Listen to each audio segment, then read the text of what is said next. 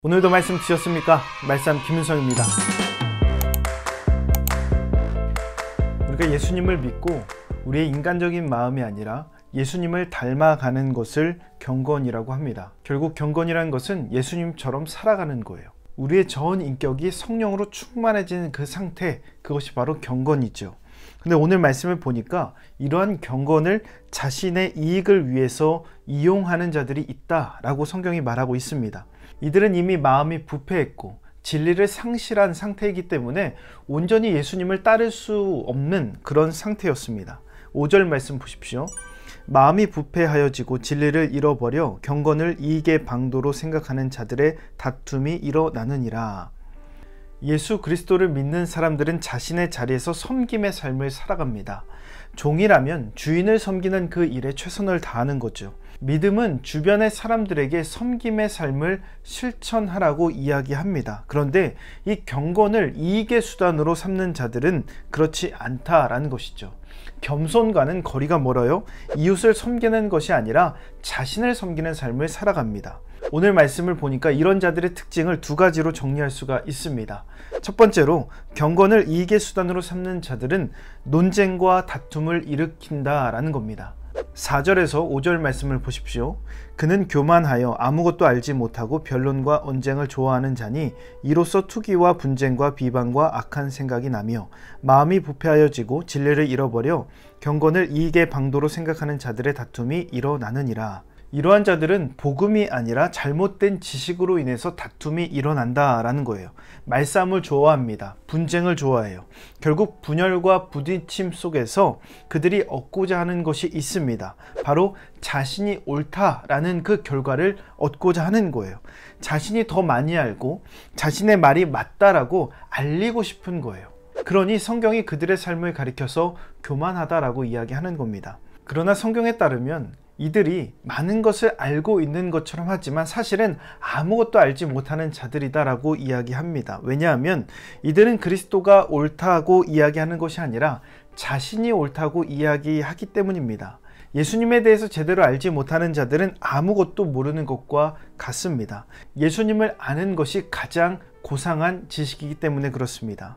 그러기에 자신을 자랑하지 말고 예수님을 자랑하는 삶을 살기 위해서는 논쟁이 아니죠. 다툼이 아닙니다. 오직 사랑으로 그 겸손과 섬김의 삶을 살아가야 된다라는 겁니다. 두 번째로 경건을 이익의 수단으로 삼는 자들은 만족함이 없다는 겁니다. 9절에서 10절 말씀. 부하려 하는 자들은 시험과 울무와 여러가지 어리석고 해로운 욕심에 떨어지나니 곧 사람으로 파멸과 멸망에 빠지게 하는 것이라. 돈을 사랑함이 일만 악의 뿌리가 되나니 이것을 탐내는 자들은 미혹을 받아 믿음에서 떠나 많은 근심으로써 자기를 찔렀도다. 세상에 가지고 온 것이 없음에도 불구하고 더 많은 것을 취하기 위해서 살아간다라는 거예요.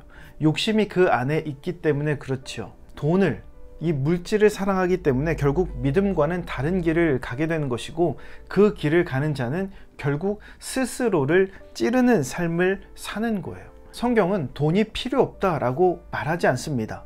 돈이 문제가 아니라 돈을 사랑하는 것이 문제라는 거예요.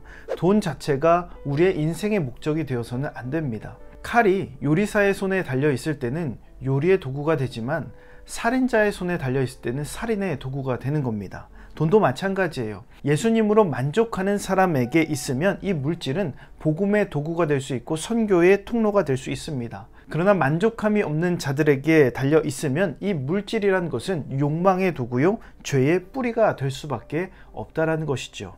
그러기에 돈이 나의 가치를 정하지 않게 해야 됩니다. 우리의 가치는 오직 예수님의 보혈로 정해질 수 있습니다. 그러나 세상의 가치는 어떻습니까? 돈을, 물질을, 재산을 얼마나 가지고 있느냐에 따라서 그 사람의 가치를 평가합니다. 돈이 우리의 가치를 정하지 않도록 해야 됩니다. 구원받은 그 사랑에 항상 감사하고 감격하고 그 사랑을 실천하는 모습으로 예수님 한 분만으로 만족합니다 라고 이야기하고 고백할 수 있는 그런 믿음의 삶이 되어야 할 것입니다. 오늘도 그런 믿음의 삶을 사시는 저와 여러분 되시기를 주님의 이름으로 축원합니다. 몇 가지 묵상 질문 알려드립니다. 여러분은 예수님을 닮아가기 위해서 어떠한 노력을 하고 있습니까? 경건의 훈련이나 경험을 다른 사람을 정죄하는 도구로 사용한 적이 있습니까?